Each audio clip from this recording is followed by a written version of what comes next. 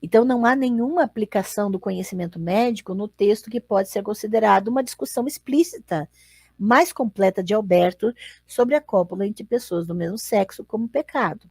Não existe aplicação do conhecimento médico aqui.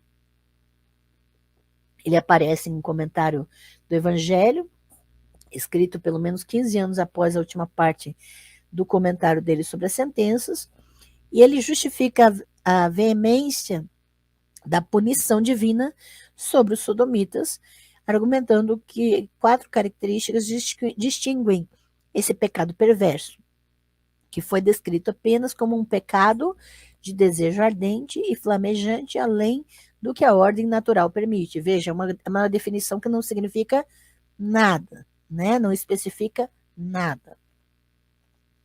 O primeiro é sua chama, a característica desse pecado, o ardor que sobrepuja a razão.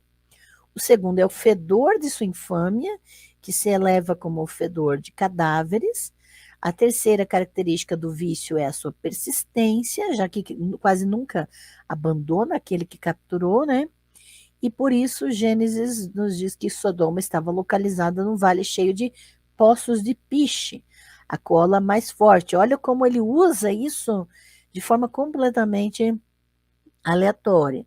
E finalmente esse vício, lembre-se, ele ainda nem foi nomeado nem descrito, é considerado uma doença contagiosa e de um infecta outro.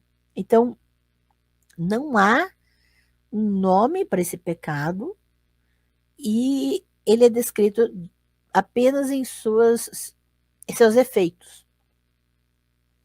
O que mais chama a atenção na passagem de Alberto é como ela ecoa certos temas de Avicena, o excesso de desejo superando a razão, conexão com a putrefação do corpo, incurabilidade e até mesmo contágio, sem permitir que o tipo de ensinamento médico representado por Avicena seja ouvido.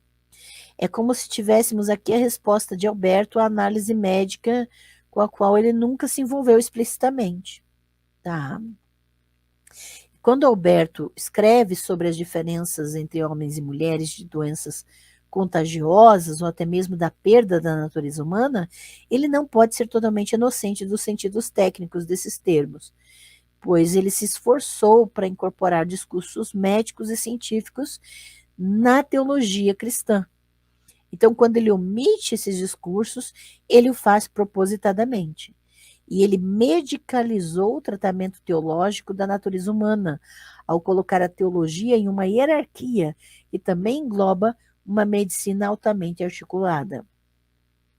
Como ele pode, então, liberar a linguagem teológica, até mesmo a linguagem dos comentários das Escrituras, de qualquer responsabilidade pela precisão?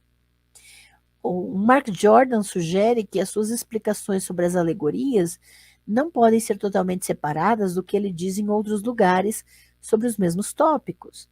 Os tópicos excluídos da medicina e da filosofia natural atrapalham o que de outra forma seria simplesmente uma alegorização de Gênesis 19. Então, novamente, alegoria para usar o texto bíblico. A medicina e a filosofia natural vão apresentar a Alberto o paradoxo de conceber um desejo não natural que ocorre naturalmente. A ameaça dessa possibilidade é a ameaça real do retorno dos tópicos científicos que Alberto queria excluir.